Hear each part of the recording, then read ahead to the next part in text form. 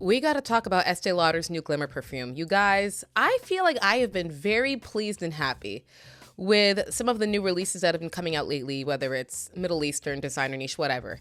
And I'm very, very excited about that streak. I'm sure it's going to be ending very soon because you can't always get 10 out of 10s. But I'm very, very happy with the new Glimmer perfume from Estee Lauder, even though it is not at all what I was expecting this to actually smell like. When I first heard about this fragrance coming out, I was immediately excited.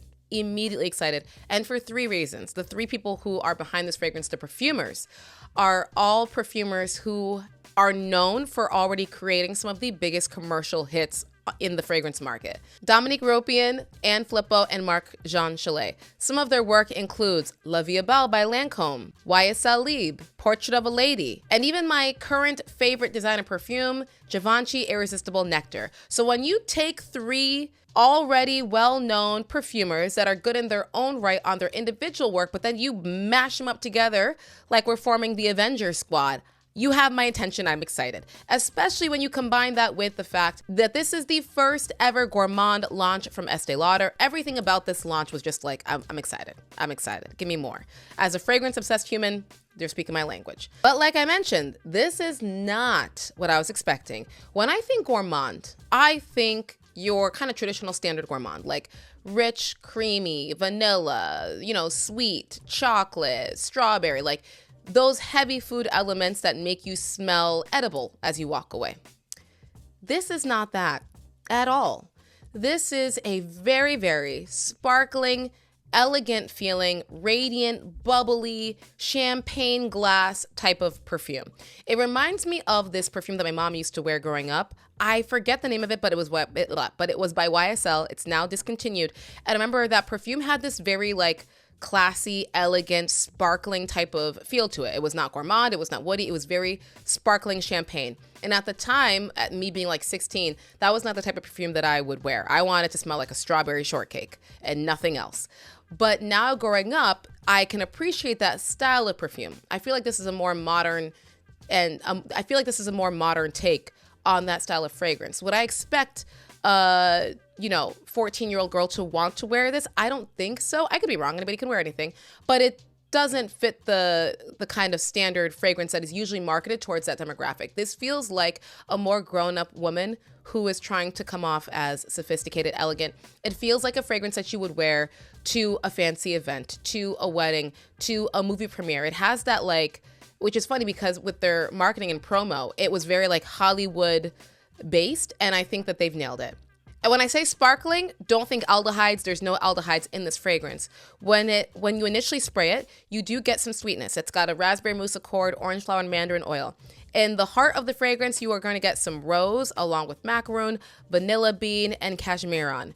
I feel like I get a little bit of the rose, but it feels like it's so enwrapped with all of the other notes that it's not what I would consider to be a prominent rose note to where it's offensive to me. Because I can be very sensitive to rose. It's not like that. And then in the base, you get shimmering patchouli, an amber accord, sandalwood, cedarwood, and tonka bean. Now, when I first heard about this fragrance and I read shimmering patchouli, I laughed because I was like, what the hell is shimmering patchouli? But now that I've smelled it, I understand what shimmering patchouli is. It kind of just, yes, you smell patchouli, but it does feel like a very sparkling, radiant type of patchouli. I don't know how they're doing that, but they've made it sparkle somehow. It just feels very, very fizzy, very, very light dancing on water drops. I don't know. Glitter. That's the vibe of this fragrance. Very sparkly, very glittery, very, very pretty, but not your typical gourmand. So if you're I like a good gourmand, this is Estee Lauder's first gourmand. It is still very, very much, I guess, Estee Lauder, classy, sophisticated, elegant, with a slight sweet gourmand undertone to it. You smell the sweetness for sure from those, more gourmandy notes, but it is playing alongside or wrapped in the sparkling nature of the overall scent profile, which I believe is the patchouli. So I do think you need to be okay with patchouli. I do feel like this is a very different kind of patchouli than I'm accustomed to because of the sparkling nature, and it's worth a sniff. It kind of reminds me of a way more sparkly version of Jimmy Choo I Want You. And what's interesting about this fragrance to me, I was thinking about it when I was trying to assess why I really liked it. What's interesting to me about this scent is that it's not like, aside from the shimmering patchouli, it's not like this style of a scent I've never smelled before. Like I mentioned, that my mom wore a perfume that reminds me of this. But I think it's just the way that they executed it.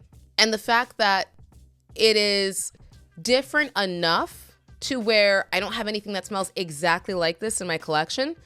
But at the same time, it is very mass appealing, I think, to where most people who are looking for this style of scent, I think, will enjoy it. It feels like you get 3 incredible master perfumers who have a brief from a client, and they all have experience and know what they're doing. And so even though the brief is not asking them for anything extravagant, they're not asking them to recreate the Mona Lisa, they can still take their expertise and create a fragrance that is still very mass appealing and is still very designer DNA coded, but still execute a scent that smells phenomenal. I really like it. In terms of the projection and longevity, I would consider it to be moderate in terms of projection. Longevity, I would consider it to be strong. I get really good lasting power on this one, at least 7 to 8 hours. But after maybe 4 or 5 hours, the projection definitely calms down quite a bit on me anyways.